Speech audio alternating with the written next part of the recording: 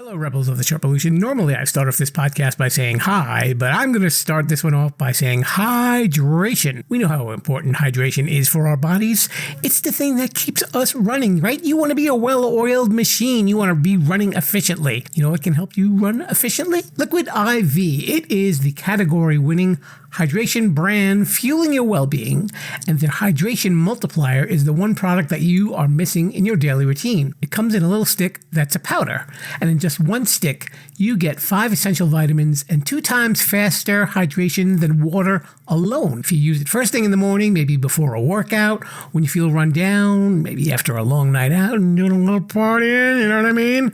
And even what if you have like a long flight or something like that and you just bleh, right? We all feel that way. Bleh. So add this to your water, and that convenient packaging can go with you anywhere you go, even if you're going to the gym or you're traveling or you're at work and maybe you didn't have a great breakfast. At least it's something that will fuel you up in the morning. And there's a whole bunch of flavors that are available, like sea berry, strawberry lemonade, Concord grape, lemon lime, pina colada, tropical punch, watermelon, strawberry, passion fruit, guava, acai berry. Did I say that right? I never know how to say that. But those are just some of the flavors. Here's some statistics for you folks. 1 stick of liquid IV in 16 ounces of water contains 5 essential vitamins, B3, B5, B6, B12, and even vitamin C. And we all know how important those B vitamins are. It's got 3 times the electrolytes of traditional sports drinks. It's made with premium ingredients. It's non-GMO, and it is free from gluten, dairy, and soy. I'm going to offer you a great deal, Rebels.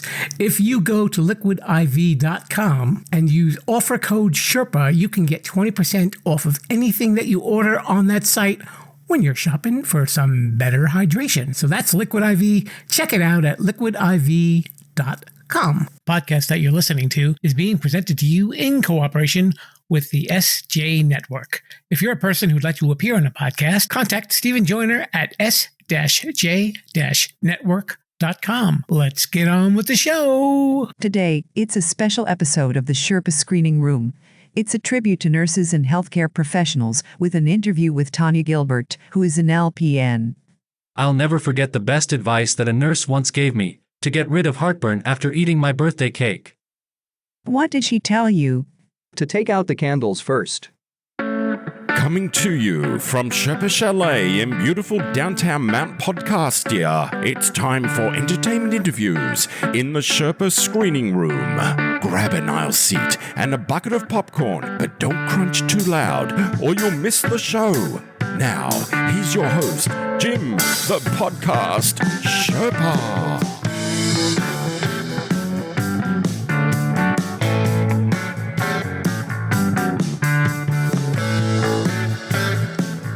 Hello there, Rebels of the Sherpalu. Welcome to the Sherpa Screening Room. It is a presentation of Too Many Podcasts, the podcast about podcasts, and so much more. It's me, Jim the Podcast Sherpa, joining you once again with a very special episode. And this is a really unique episode of the Sherpa Screening Room. Normally, we have folks from the entertainment field and writers and singers and actors and so on and so forth. But this week, it's a special tribute to nurses and healthcare professionals. You know, we've just got through a pandemic. You remember that thing, right? The thing that everybody was, well, you know, we don't have to dwell too much on that. And who were the shining stars in that? I would say our healthcare professionals. They were fantastic, right? And we were thrown into something that no one had ever experienced in the longest period of time. And they helped us get through it. And recently, I had the privilege to speak to a lady who is an LPN down in Louisiana. Wait, we can't say Louisiana, but we'll get into that later. Her name is Tonia Gilbert, and we got to talk a lot about nursing, and later on she tells you about a special project that she's involved at. Maybe you'd like to find out a little bit more about. So let's have a nice listen to my conversation with LPN Tonia Gilbert. Hello there, Rebels. I am here speaking with Tonia Gilbert. She is a nurse down in Louisiana, right? Did I say that correctly? Yes, Louisiana. Because some people say Louisiana, but we can't say that, right? You all say Louisiana. It's Louisiana. Yes, I'm from Louisiana. Okay, Louisiana. There. and she does an incredible New York accent. Maybe not. And Hi. I'm from Brooklyn. You can't tell? Yo. Yeah, from the southern part of Brooklyn, right? Yeah, I'm from South Brooklyn, baby. Okay, that didn't come out very good. Okay. Okay, so Tonia is a nurse, and we wanted to pay tribute to nurses. I know we had Nurse Appreciation Week, and she's here. So welcome to the show, Tonia. Thank you very much. I really appreciate being on here, and all the people out there who do appreciate us nurses. Let me tell you, that means the world to us, and it warms our heart. We don't get thanked very often for anything that we do. And we usually see the bad end of people, when they're cranky, they don't feel good, things like that. And we try not to take it to heart. We still do our best, and we try to treat you with love, compassion, and empathy, And is that part of the mindset that you get with being a nurse, that you're going to see people on their worst day? Absolutely. Absolutely. Yeah. And giving them their worst news, or, I'm the type of nurse that I care about everybody that I see, and I try to treat them with respect like I would my own family, my parents, especially the elderly. I mean, I treat them like my parents. I'm the nurse that you like to see come in the room because I'm going to make you laugh, and I'm going to make you forget about your pain for a few minutes, at least while I'm in there. And they like to see me and their eyes brighten up, and that makes your day. That really makes your day. So to me, it's worth it. I get joy out of that. Now, what initially made you decide to get into nursing? Well, how long do we have? Actually, I am the third of 4 children, and there's always going to be the one that's the nurturer, the caregiver out of the family. That was me. It all started when I was little. Probably the earliest memory, I was 5 years old, rescuing animals myself out of the yard, off the street, and bringing them home to mommy and getting to keep them. And I've just always had a nurturing nature and compassionate, and can't see anyone hurt, and want to do my best to make them feel better. So it's actually been there since a young age. I've always had this in me, and just knew what I was called for. And do you work in a hospital, or do you work in a doctor's office? Right now, I work similar with both. I work for a nephrologist, which is a kidney doctor. We see a lot of very sick people. If you don't know anything about nephrology, we are the ones that treat you for your kidney functions, and we actually put them on dialysis if they need it. You wouldn't believe how many people actually have kidney problems because of the number of people with hypertension and diabetes is the number one causes, the two number one causes for kidney issues. So when someone gets sick, say they just get septic, which is an infection in their body, the kidneys are the first thing that's going to take a hit. And what we do is we treat them with the proper medications. If they get what's called metabolic acidosis, and then that just means the kidneys are not getting rid of the acid that our body produces every day. So we give you meds to help with that. Or you have too much sodium in your body. Well, we're going to give you some fluids to help that go away. So there's a lot of things that we can do for you in the hospital that's not necessarily going to put you on dialysis, and your kidneys can go back and jump back to normal. We have more of that, as well. But we do have to break the news for people that, hey, we're going to have to put you on dialysis. We're going to have to do it to save your life. Even people that we may have to only put them on dialysis for their kidneys decided, okay, they took a hard hit. We had a really bad infection. We're going to have to give you dialysis, which is basically, we like to say a fake kidney. And we take your blood and we run it through this filter, which is your fake kidney, and it's going to filter it out for you and put it back in. Now, there are people that I try to let them know, your kidneys could bounce back, but this could be a hard hit from the problem that you're having. And those people are lucky, and their kidneys do come back to 100%. So dialysis is not a death sentence for anybody, by no means. And there's different avenues of dialysis. You can do what we call as peritoneal dialysis, and that's good for people that are young and still active. It goes in the stomach and the abdomen area, and a fluid goes in at night. You connect to it, and then it comes out, and then you wake up and you go about your day without anything. The other kind is the kind where we take the blood out. So there's different ways with that. But anyway, I get to go in the hospital and help people, and I see people at the clinic. to answer your question. Do you get involved with kidney transplants at all also? Or We mostly? do not. Yeah. No. All we can do is get the people on the list. Once you start dialysis, you are a candidate to be placed on the National Registry for transplants. Mm-hmm. So when a person goes into the hospital, and like we said, you're seeing them on their worst day, what's the best thing that they should be doing once they get into the vicinity of the hospital? Is there something that's going to make them easier? Because you see people getting stressed out, and obviously it's because of pain or discomfort or anything like that, or blood or anything like that. Is there certain things that maybe they should keep in mind when they have to go? I know, even though it's kind of hard to focus on that.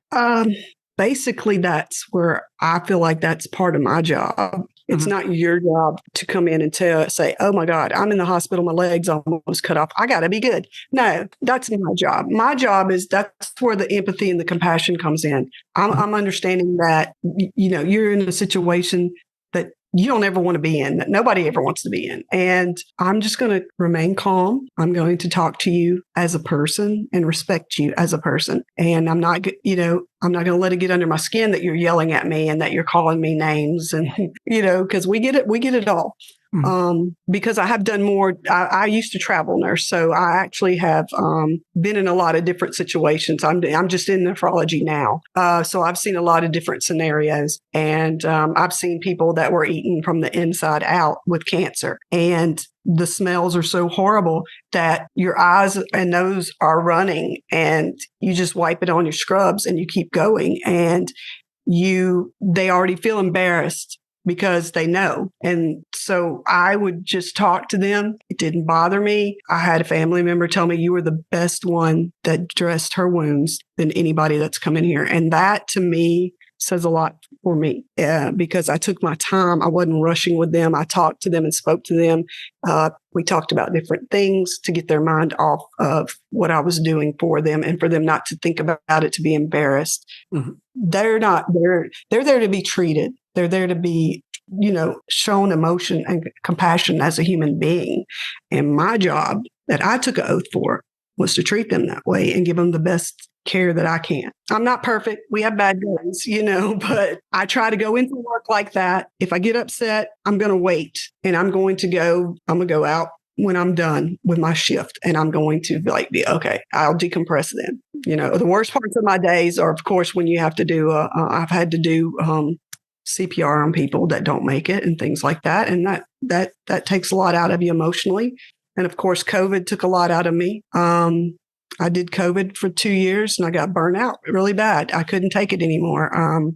It was a bad situation for a lot of people, and especially the nurses. Yeah. I think that was one thing that maybe the media got right in reporting when they showed the hospitals and all the medical staff being just overburdened with everything. And it was just inundating them. I mean, there was probably no direction for you guys to turn where just more and more patients were coming in every day.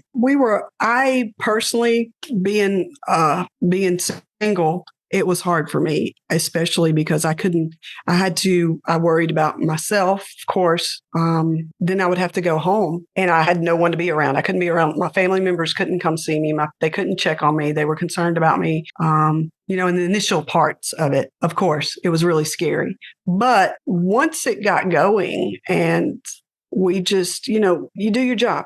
You don't think about the consequences for yourself. We put our risk is last. Right now, it's about taking care of you. And if we didn't make it in the process, then we didn't make it in the process. And I know a lot of other nurses felt that way. We did come out with a lot of nurses that have post-traumatic stress, nurses that have a lot of anxiety and depression now since this has happened, because we didn't have anywhere to go or anybody to talk to. We were alienated from our families, stripping outside in the beginning and spraying ourselves down and hosing down, because in the beginning, now we can kind of look at it and go, golly, that was a little bit extreme. But, no one's ever been through anything like this before in their life. So right. This was all new. We could have died. Sure. And, but then after, like I said, after going through it, probably I'd say after at least 6 months, we were just autopilot. Yeah. You just, you jump in there and you do what you got to do. You don't care about what happens. I'm sure at the early onset of COVID, around like 2019, you had to kind of err on the side of caution, because if you took it lightly, if you took it lightly, who knows what could have happened to you. Yes, exactly. And I don't know any statistics, but I believe, we have lost nurses due to that. In the beginning, yes. Tell me a little bit about the training that you've had. Now, this is probably like what does a nurse usually have to go through to get to the point where you're at? Right now, there's LPN school, and there's RN school. Which LPNs? I'm an LPN. I've been an LPN for 13 years. I was going to go back right away, but then I was raising a child, and it just didn't happen to me. So I'm actually back in school right now, about to start clinicals for RN. I do have people the people that I work with, I'm blessed. They say that because of the experiences I've had and been across this country, that I act more like a nurse practitioner than I do an LPN. So they usually, when I go to work somewhere, they think I'm a nurse practitioner, but no, I'm an LPN. LPNs are actually just a little bit under RNs. There's a few things that we're not allowed to do, like push drugs through the IV, and we can't start blood. LPNs get a lot of practice on the floor and dealing with patients immediately from the time they start school until they graduate. So, that's either route a person takes, just know that you're needed and you're a wanted necessity as far as the hospitals go. If you're an LPN out there, more power to you. I know you do it. I know what you do. God bless you, and God bless the RNs. Don't want to put them down either. I'm just trying to make it for me too, But yeah, I mean, there's different. We all work as a team. We all jump in and do the same things. However, there are, of course, it's like any degree. The higher up you go, the more knowledge you have and the more you're able to do to help people. So what advice would you give to somebody who wanted to get into the nursing field? Personally, I would suggest starting with an LPN program. I believe that the clinical experiences in the med-surg area and everything that you get would prepare you more so for getting into your job. And then work up towards an RN. And if that's the route you want. Now, if you want to more or less, that you're going for a certain goal, such as your master's or a nurse practitioner, then yeah, I would suggest going ahead for your BSN and doing it that way. If it's mainly for the experience and things like that, I would say that start as an LPN. I mean, this is just my opinion. I mean, it's okay. I'm just saying, I've experienced it, and I've had RNs even tell me in ICU and everything because I work the whole hospital floors because of what I work right now, and I've actually had a lot of RNs, not all of them, but a lot of RNs told me they wish they would have done the other route because, they had to have somebody when they came into work, show them how to use the IVs and things like this. And it was a lot of times an inexperienced LPN that had been on the floor for a while. So, I mean, I'm not downgrading anything at all, but I'm just trying to say that if that's what you want, please don't get me in trouble here. I'm trying to be an RN. Please don't give me a bad name.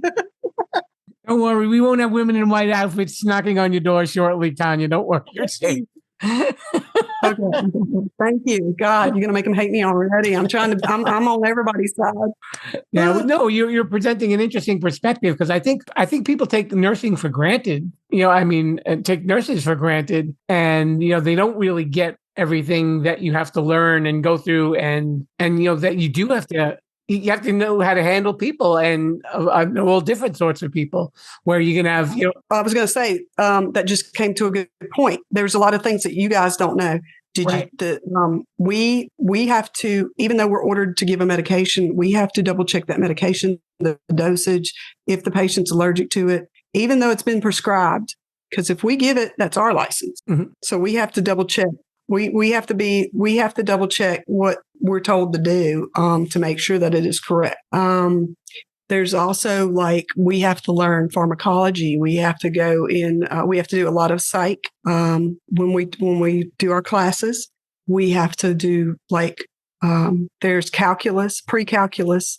There's all sorts of things that you guys don't understand you're talking about learning almost every medication that's out there, and they're changing every single day, knowing the side effects, knowing the time it's going to stay in the body, the time it's going to eliminate from the body, the time that what other drugs could potentially affect this medication negatively, or in a really bad way that could possibly kill the person. Mhm. It's where to give the injection, what type of injection. It's really, there's a lot more than just going in there and giving you some pills and putting a Band-Aid on. I'm gonna tell you, and you're getting called. You have to be able to do more than one thing. You have to multitask, because you have to be, and your ears are constantly listening down the hall for somebody. Somebody may have fallen in a room, or somebody may be going into cardiac arrest, or you may walk into a room and you have to be totally assessing everybody, the whole situation. Are they looking right when I go in? How is their speech? How are their eyes looking? What's this wound look like that we just put them in here for? Do you need to go to the bathroom? Can this person get up and go by the bathroom? Is this the type of person that's that's not in their right state of mind? Are they going to just try to get up and get out of the bed when you're not in here? I mean, and it's a med pass. This person needs their medicine. This one's calling you for, why aren't you here with my pain medicine yet? But you've got this person down here that's coding. I'm sorry, I've got to go down here and do this before I can come give you pain medicine. And then they're mad at you because you didn't bring them some water to refill their ice bucket.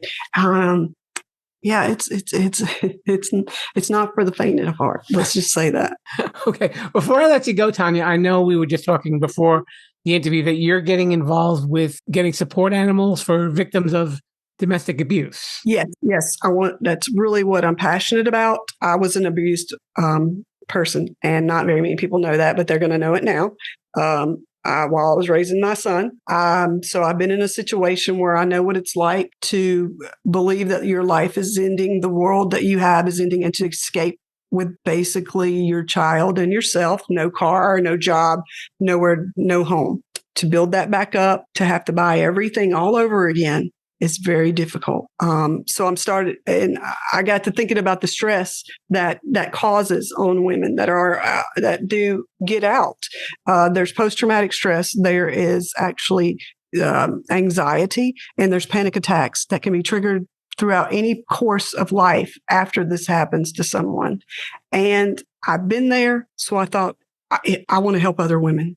I want to show them that you can come back from this. When you have to buy a fork, when you have to buy, towels again, underwear for your child, everything brand new, and you don't even have a job yet, it's very, very disconcerting. So what I've decided to do, and I'm also, like I said, I've been an avid rescuer and compassionate about animals since I was 5.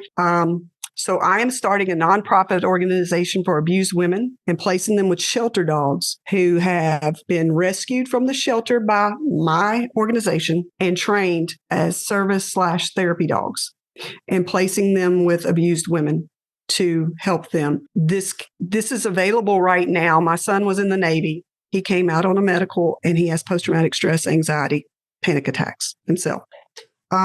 This is available for vets. Someone actually thought to do this for vets. Okay. My thought is, if we can't, these women are worried about the next meal for their children or themselves. They can't afford a $5,000 or $10,000 dog. I want to provide that for them. I want to save 2 lives in one. Women that were left battered, bruised, and broken. Animals that were left battered, bruised, and broken. I can put them together, and I can save 2 lives at one time. The euthanasia and the woman from despair and possibly wanting to end her life. And this is this is starting. We're actually redoing the process of getting the website updated right now. But it's basically Don't Lose Heart by Tonia.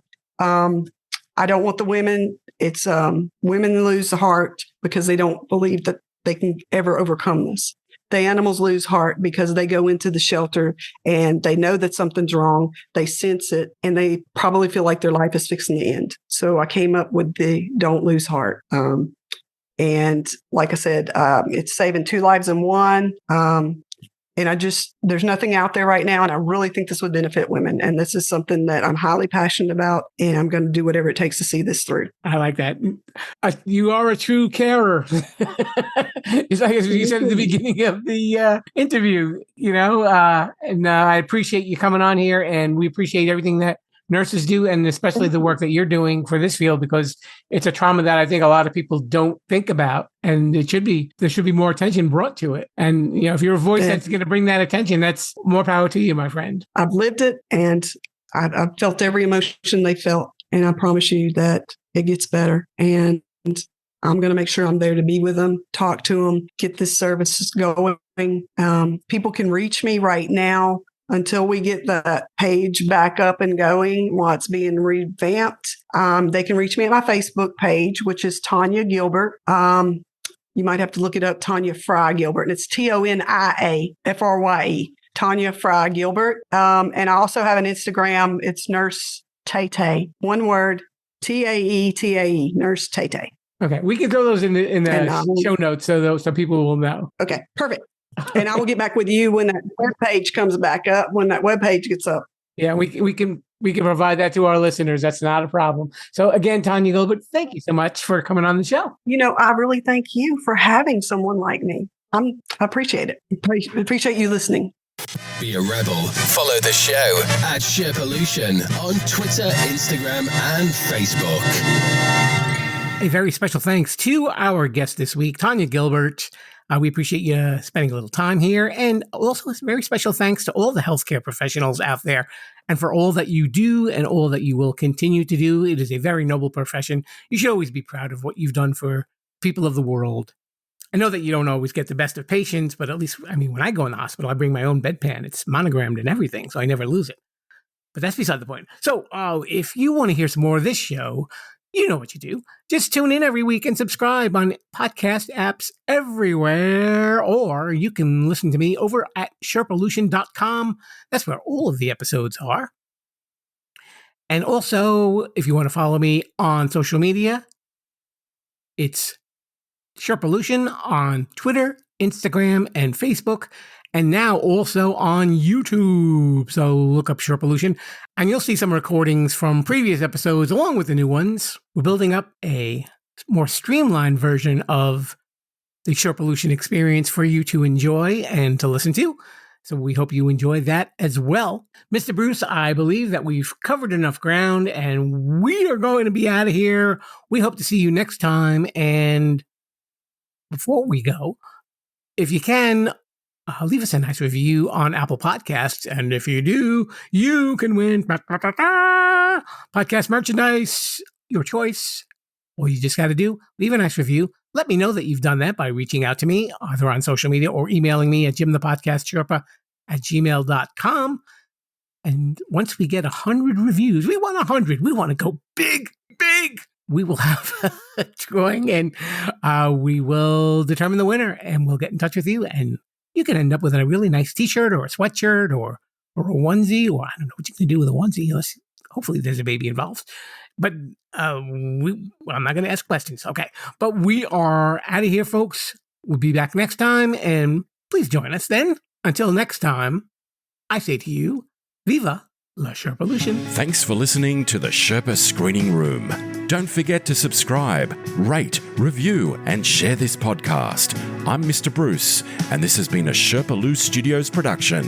Viva La Sherpalution. Rebels, if you've been checking out some of my promotional ads on social media, you'll be aware that I have been using a lot of AI programs to help me create ads. But you know what? There's a lot more uses for AI than just funny little videos. And I'd like to introduce one of our new sponsors, Podimo. It is a leader in creating AI tools for podcasters. Now, let's say you've got a podcast, and maybe you're even thinking of doing a podcast. You're probably wondering, well, how can AI be integrated with your workflow? I'll tell you about Podimo. As a podcaster, you know that writing show notes and creating chapters and transcribing episodes takes a lot of time, and it can cost you a lot of money too. But you know what? That's where Podimo comes in. It's an AI tool designed specifically for creators and podcasters with the goal of making post-production tasks quick and easy. And in just just a few minutes, Podium generates show notes, chapters, summaries, clips for social media, a full transcript, suggested episode titles, social media posts, and more. Whew, that's a lot of work for one little program. Your show notes are key to your podcast's success because it helps new listeners find your podcast and they'll know if it's a fit for them, kind of like too many podcasts. It also improves your SEO, that's your search engine optimization. Ooh, big phrase there. And overall accessibility. And with Podium, you can focus on creating a great podcast and let Podium's AI do the heavy lifting. But Podium isn't just for solo creators and podcasters. It's a game changer for editors, producers, marketers, agencies, and production studios. Teams that use Podiums are able to increase workloads, decrease turnaround times, and improve their quality. How does it work? Very easy. First, go to Podium's website and you'll see that link that's right there in the show notes. You get 3 hours free just to try it. Pretty cool, huh? And using that link also supports this show as well. And you know what else happens? Because I'm a good guy. You use my link, you will get 50% off for your first month. So visit the site, upload an MP3 file, and download your files. And that's it. And if you need anything else, you can use Podium GPT to generate articles and any marketing copy you might need in seconds. Instant show notes, transcripts, chapters for your podcast or channel. This will level up that podcast. So check out Podium today.